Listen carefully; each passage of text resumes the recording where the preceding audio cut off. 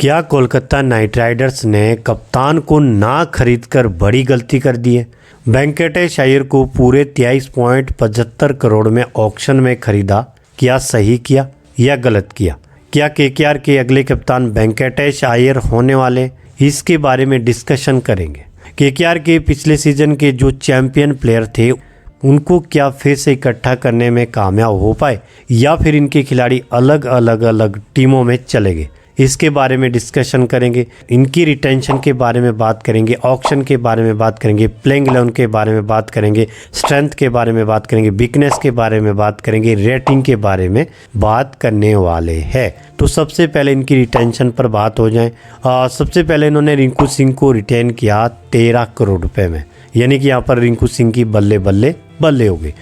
फिर इन्होंने नरेन को 12 करोड़ में रिटेन किया। क्या आपको लगता है कि नरेन 12 करोड़ वाला प्लेयर है? मुझे तो नहीं लगता। केकेआर ने इस प्लेयर को कैसे मनाया होगा कि ये बंदा 12 करोड़ में मान गया।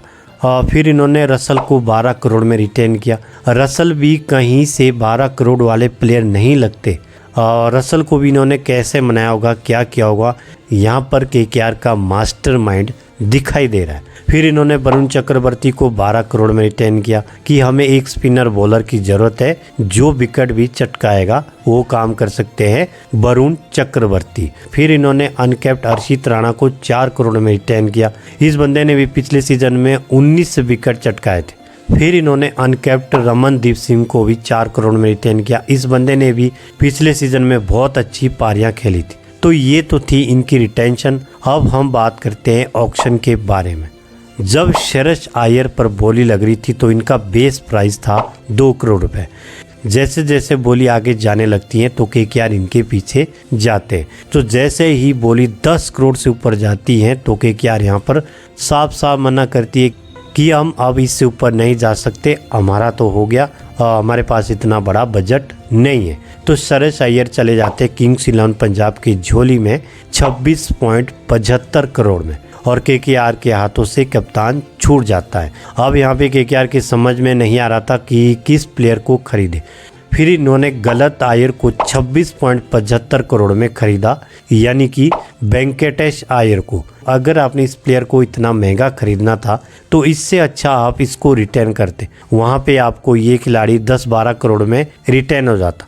यहाँ पर आपने वेंकटेश अय्यर को 10-12 करोड़ रुपए एक्स्ट्रा देकर जो आपका पर्स था उसमें गिरावट आ गई, उसमें फ़र्क पड़ गया, जिसकी वजह से आप बड़े बड़े प्लेयर को नहीं खरीद पाए।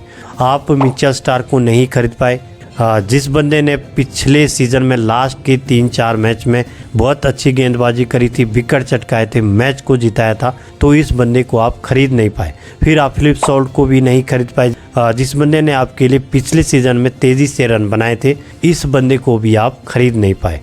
शमी को आप खरीद नहीं पाए। किसी अन्य बड़े प्लेयर को आप खरीद नहीं पाए।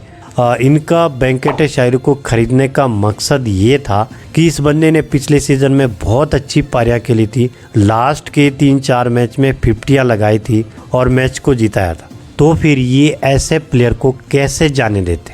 ये कह रहे हैं कि अगर वेंकटेश अय्यर को 25-26 करोड़ में भी खरीदना पड़े तो हम खरीद लेते। तो ये वजह थी वेंकटेश अय्यर को खरीदने की। उसके बाद केकेआर ने पिछले सीज़न के जो चैंपियन प्लेयर थे उनको इकट्ठा करने की कोशिश की है। देखते हैं इन्होंने किन किन प्लेयर को ऑक्शन में खरीदा है। सबसे पहले इन्होंने वेंकटेश अय्यर को 23.75 करोड़ में खरीदा। फिर इन्होंने अनरिक नोकिया को 6.5 करोड़ में खरीदा कि ये प्लेयर मिचेल स्टार्क की कमी पूरी करेगा। फिर इन्होंने क्विंटन डिकॉक को 3.60 करोड़ में खरीदा कि ये प्लेयर फिलिप सॉल्ट की कमी पूरी करेगा। फिर इन्होंने अंकुरिश रघुवंशी को 3 करोड़ में खरीदा, ये भी यंग टैलेंटेड प्लेयर है। फिर इन्होंने स्पेंसर जॉनसन को 2.80 करोड़ में खरीदा, ये भी अच्छे बॉलर है। फिर इन्होंने रमुल्ला गुरबाज को 2 करोड़ में खरीदा, ये भी अच्छे बैटर है। फिर इन्होंने मोइन अली को 2 करोड़ में खरीदा, ये भी अच्छे ऑलराउंडर है, एक्सपीरियंस खिलाड़ी है। फिर इन्होंने वैभव अरोड़ा को 1.80 करोड़ में खरीदा, ये भी स्विंग बॉलिंग कराते हैं। फिर इन्होंने अजिंक्य रहाणे को 1.50 करोड़ में खरीदा। पहले राउंड में अजिंक्य रहाणे अनसोल्ड गए थे, जैसे ही दूसरा राउंड आता है केकेआर इनको इनके बेस प्राइस में 1.50 करोड़ में खरीदती है। ये तो थी इनकी ऑक्शन। अब हम बात करते हैं इनके प्लेइंग 11 के बारे में। कैसी दिखेंगी इनकी प्लेइंग 11? ओपनिंग करेंगी क्विंटन डिकॉक और सुनील नारायण, दोनों अच्छे बैटर है। फिर आएंगे अजिंक्य रहाणे, इस बंदे का जो अभी फॉर्म चल रहा है बहुत बढ़िया चल रहा है। फिर आएंगे वेंकटेश अय्यर, इस बंदे को इन्होंने महंगा खरीदा है। फिर आएंगे रिंकू सिंह, ये भी बहुत अच्छी बैटिंग करते हैं। फिर आएंगे रसल, ये तो ज़बरदस्त बैटिंग करते हैं। फिर आएंगे रमनदीप सिंह, ये भी बहुत अच्छी बैटिंग करते हैं। फिर आएंगे हर्षित राणा, फिर आएंगे वरुण चक्रवर्ती, फिर आएंगे एनरिक नोकिया, फिर आएंगे वैभव अरोड़ा, फिर आएंगे इम्पैक्ट प्लेयर मयंक मार्कंडे। इस प्लेइंग 11 में अगर देखा जाए तो केकेआर कप्तान बना सकती है अजिंक्य रहाणे। अजिंक्य रहाणे बहुत अच्छे फॉर्म में और आईपीएल खेलने का बहुत ज़्यादा एक्सपीरियंस है। टीम इंडिया के लिए कप्तानी भी कर चुके हैं। तो मुझे ये लगता है कि केकेआर अजिंक्य रहाणे को ही कप्तान बनाएगी। ये तो थी इनकी प्लेइंग 11। अब टीम की स्ट्रेंथ की बात की जाए, टीम की ताकत क्या है? टीम की बड़ी ताकत है ट्रिपल आर। ट्रिपल आर का मतलब हुआ रिंकू सिंह, रमनदीप सिंह और रसल। तीनों प्लेयर खतरनाक तरीके से बैटिंग करते हैं, कुछ भी हो सकता है। जितनी भी आईपीएल के अंदर टीमें हैं ना, उन सभी में से अगर किसी का मिडल ऑर्डर खतरनाक है तो वो केकेआर का है। इसमें ट्रिपल आर है, ये कुछ भी कर सकते हैं। इनकी गेंदबाजी की बात की जाए तो इनकी गेंदबाजी भी बहुत ज़्यादा स्ट्रॉन्ग है। इनके पास नारायण है, वरुण चक्रवर्ती है, एनरिक नोकिया है, वैभव अरोड़ा है, मयंक मार्कंडे है, उमरान मालिक है। तो बॉलर की यहाँ पर कोई कमी नहीं है। तो गेंदबाजी भी इनकी स्ट्रॉन्ग है। टीम की वीकनेस की बात करें, टीम की कमजोरी है ओपनिंग जोड़ी।